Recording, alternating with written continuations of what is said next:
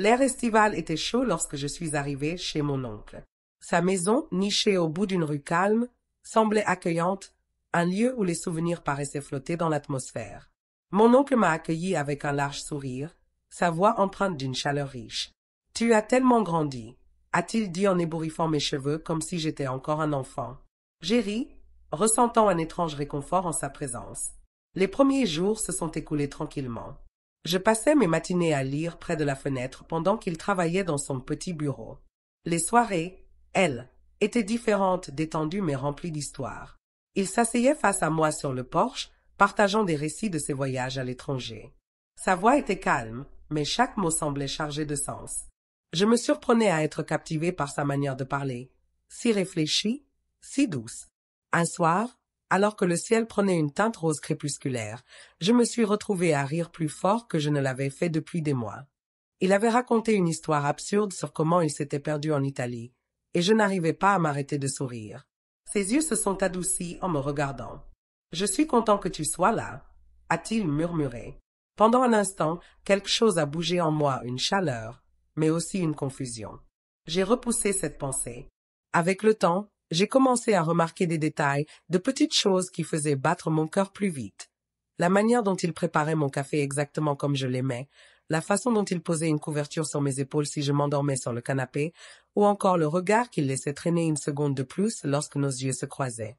Un après-midi, dans la cuisine, je luttais avec un pot de sauce récalcitrant. Il s'est placé derrière moi et a tendu la main pour m'aider. Sa main a effleuré la mienne, et pendant un instant, tout s'est figé. Ma respiration s'est bloquée. « Je l'ai », a-t-il dit avec un sourire, mais je l'ai à peine entendu. Mes pensées s'emballaient, et je me suis reproché de ressentir cela. C'était de la famille, ça ne devait pas arriver. Cette nuit-là, je n'ai pas pu dormir. Je repensais sans cesse à ces moments, les regards, les gestes discrets, et je me demandais si j'imaginais tout ça. Je me rappelais combien je me sentais en sécurité avec lui, combien il était naturel d'être proche. Mais mon cœur murmurait autre chose, quelque chose que je ne pouvais ignorer. Le lendemain soir, nous étions à nouveau dehors. L'air sentait légèrement la pluie. Il m'a tendu une tasse de thé, la vapeur s'élevant doucement dans l'air. « Ça va » a-t-il demandé, sa voix basse. J'ai hoché la tête, mais les mots restaient coincés dans ma gorge. Je voulais tout lui dire, ces sentiments que je ne pouvais expliquer, cette attraction que mon cœur semblait ressentir. Mais je suis resté silencieux.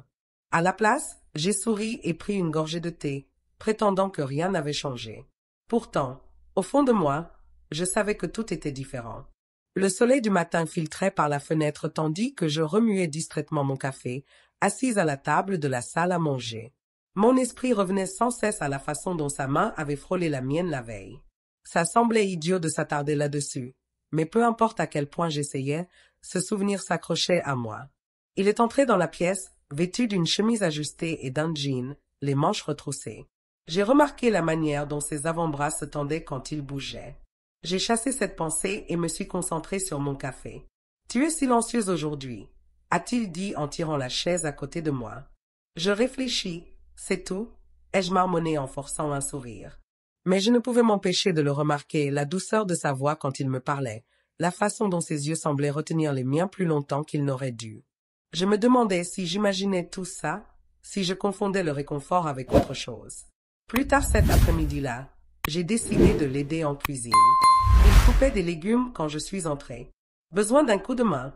ai-je proposé. Il a souri. « Bien sûr, mais je te préviens, je suis très sérieux avec ma cuisine. » Son ton-à-cas m'a fait rire, et pendant un moment, tout semblait léger à nouveau. Nous bougions avec aisance ensemble, échangeant des ustensiles, plaisantant, nos épaules se frôlant dans l'espace réduit.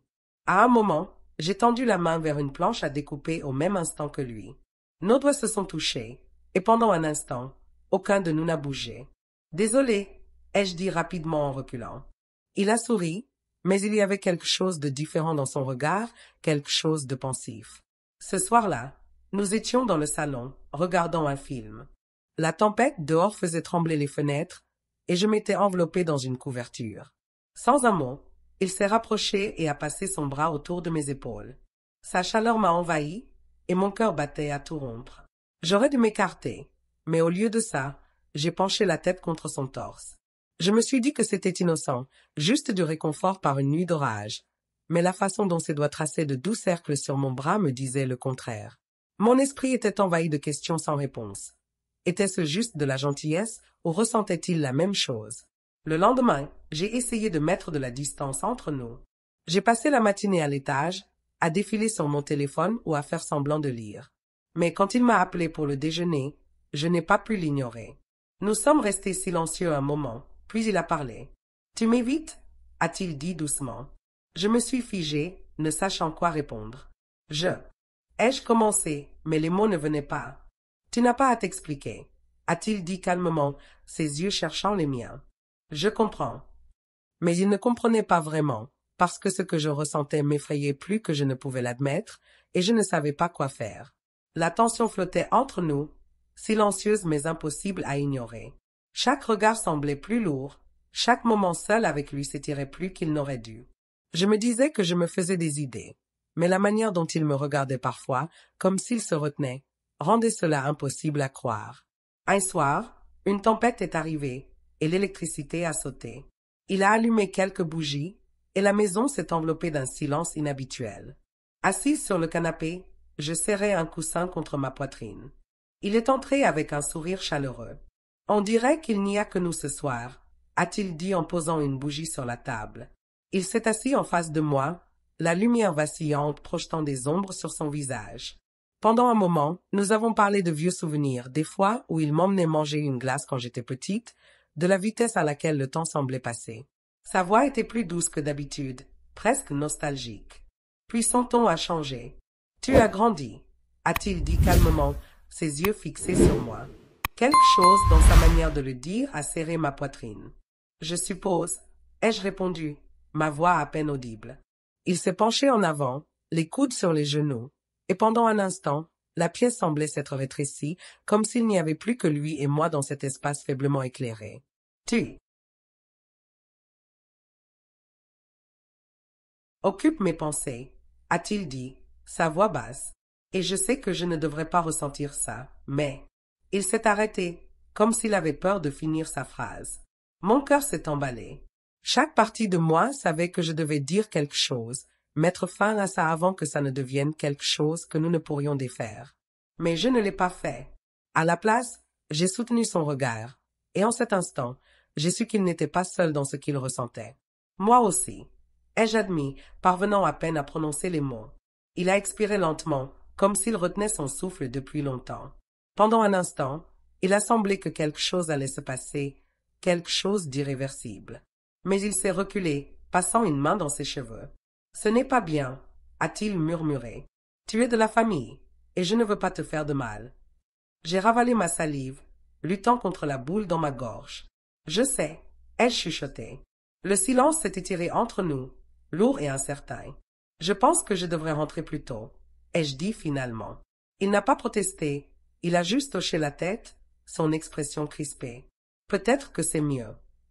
Je me suis détourné rapidement, craignant que si je restais plus longtemps, je n'ai plus la force de partir. Le matin de mon départ est arrivé plus vite que prévu. J'ai fait ma valise en silence, mes pensées embrouillées par un mélange d'émotions que je ne pouvais démêler. Une partie de moi voulait rester, s'accrocher à ce que c'était, mais une part plus forte savait que partir était la seule option logique. Avant de partir, je me suis assise à la table de la cuisine avec une feuille de papier devant moi. Les mots semblaient impossibles à écrire, mais je ne pouvais pas partir sans laisser quelque chose. Après plusieurs tentatives ratées, j'ai finalement griffonné une note. Je ne sais pas ce que signifie ce sentiment, ni même si je devrais le ressentir, mais je sais que quoi qu'il soit, il est réel. Et je sais que tu le ressens aussi. Je pars parce que c'est la bonne chose à faire, mais je garderai toujours ces souvenirs avec moi. Merci de m'avoir fait me sentir en sécurité, aimé et vu. J'ai plié la note et l'ai laissée sur le comptoir avant de franchir la porte.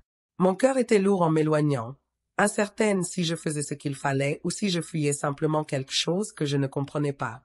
J'avais à peine parcouru 2 pâtés de maison que mon téléphone a sonné. Son nom s'est affiché à l'écran et je me suis figée. Une partie de moi voulait ignorer l'appel, continuer à marcher et laisser la distance tout régler. Mais je n'ai pas pu. « J'ai lu ta note », a-t-il dit dès que j'ai répondu. Sa voix était tendue, comme s'il avait lutté avec ses pensées. Et je veux que tu saches que tu n'es pas seul là-dedans. J'ai fermé les yeux, ma respiration se bloquant dans ma gorge. Mais il a continué.